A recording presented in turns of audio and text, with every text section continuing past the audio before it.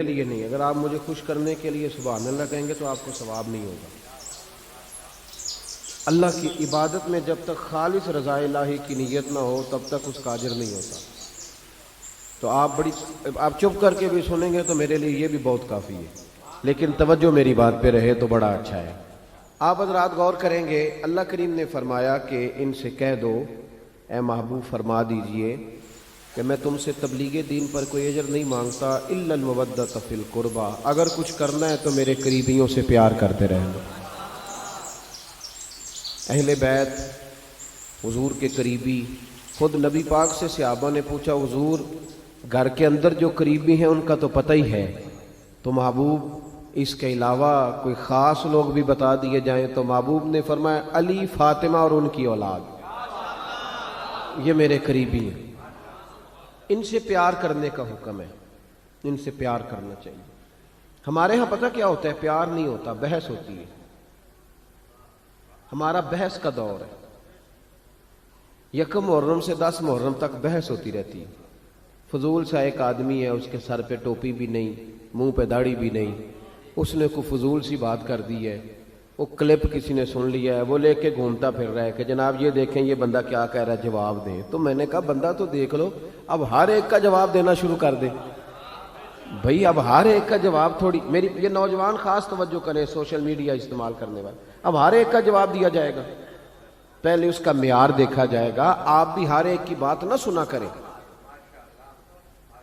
نبی پاک کا فرمان ہے, غور کریں میں کیا عرض کر رہا ہوں, سمجھانا چاہ رہا ہوں آپ کو. حضور کا فرمان ہے, نبی پاک نے فرمایا یہ میرا دین ہے, جب تم اس کا علم حاصل کرنا ہے تو تم نے دیکھ لینا ہے کہ تم کس سے علم حاصل کر رہے ہو. صرف کتاب کا اثر نہیں ہوتا, استاد کا بھی اثر ہوتا ہے, استاد کا بھی اثر ہوتا ہے. تو محبوب نے خود فرمایا کہ دیکھو تو صحیح بندہ کون ہے جو بات کر رہا ہے.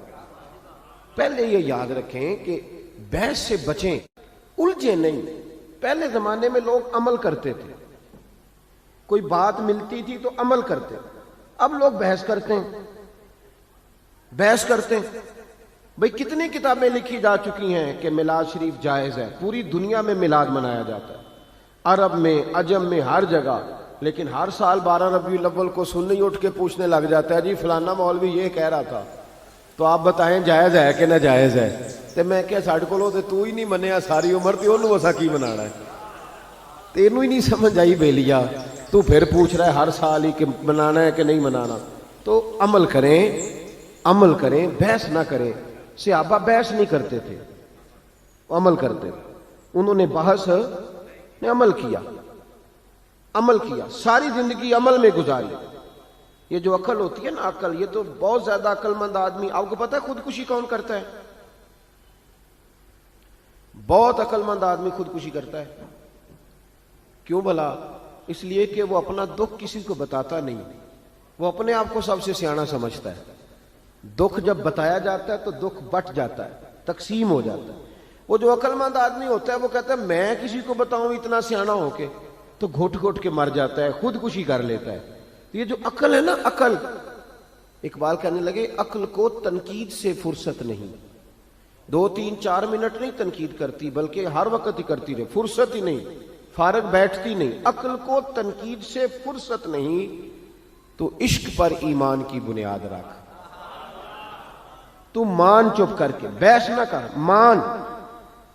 یہاں لوگ عقل مند بنے ہوئے ہیں, وہ بحثیں کرتے پھرتے ہیں, کرنا چاہیے کہ نہیں, ہونا چاہیے کہ نہیں, دیکھنا چاہیے کہ نہیں, پڑھنا چاہیے کہ نہیں. تو بحث کر رہا ہے بھائی, تو ڈیوٹی کر. غلام جو ہوتے ہیں نا, غلام, وہ بحث نہیں کرتے. ہم سارے نبی پاک کے غلام ہیں نا جی. ادھر دیکھیں میری طرف, امام حسین کے غلام ہیں, صحابہ کے غلام ہیں. تو نوکری کرنی ہے کہ بحث کرنی ہے؟ لیکن ہم بحث کر رہے ہیں, پابندی سے بحث ہوتی ہے. امام احمد بن حنبل رحمت اللہ تعالی ایک غلام خرید کے لائے بازار سے. تو آپ نے اس سے پوچھا تمہارا نام کیا ہے؟ تو وہ کہنے لگا حضور غلاموں کے نام نہیں ہوتے, آپ کسی کو بھی آواز دیں گے تو میں سمجھوں گا مجھے ہی بلا رہے ہیں, آپ دے کے دیکھنا میں حاضر ہو جاؤں گا. تو امام احمد بن حنبل فرمانے لگے تو کھائے گا کیا؟ کہنے لگا حضور غلاموں کی چاہت نہیں ہوتی, جو ٹکڑا بچ گیا ڈال دینا، میں چپ کر کے کھا جاؤں گا۔ آپ نے فرمایا یہ میرے کمرے ہیں، حجرے ہیں، کوئی حجرہ پسند کر لے، کہاں رہے گا؟ کہنے لگا حضور غلاموں کے نخرے نہیں ہوتے، غلام نوکر کی تے نخرہ کی، غلاموں کے نخرے، غلام عمل کرتے، غلام عمل کرتے۔ غلاموں نے جب دیکھا نا کہ غلامی کرنی ہے تو کھل کے غلامی کی، بحث نہیں کی۔ حضرت عمر فاروق جمعہ پڑھا رہے تھے، امام حسین آ گئے، عمر چھوٹی تھی، عمر عام آدمی نہیں، جناب عمر مدینے میں بیٹھ کے نعرہ لگائیں تو ساری دنیا کی حکومتیں کانپنے لگ جائیں۔ کسرا کا بادشاہ کا عمر سے ملنا ہے تو حضرت عمر کہیں جا دوڑ جا، کوئی ٹائم نہیں ملاقات کا، میں نہیں ملتا۔ اتنا بڑا آدمی، میں چاہ رہا ہوں کہ بات نعروں میں نہ رہ جائے، کچھ سمجھ آئے آپ کو۔ میں چاہ رہا ہوں کہ وہ بات تھوڑی سمجھیں آپ۔ ہم نہ ان چیزوں سے باہر نکلتے جا رہے ہیں، ادب کرنا، آداب کرنا، بزرگ کا، سید کا، عالم کا، ہم نکلتے جا رہے ہیں۔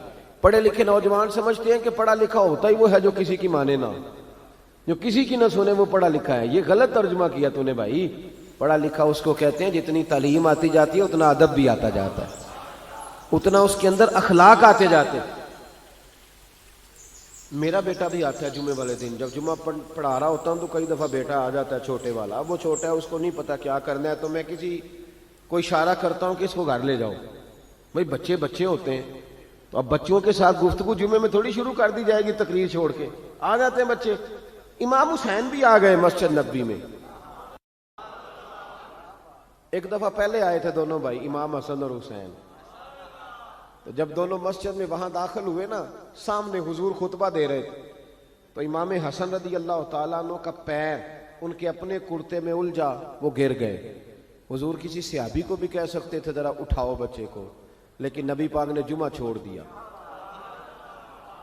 نیچے اترے، امام حسن کو اٹھا کے لائے، منبر پہ بٹھایا، اور لفظ بڑے حسین ہیں حدیث میں۔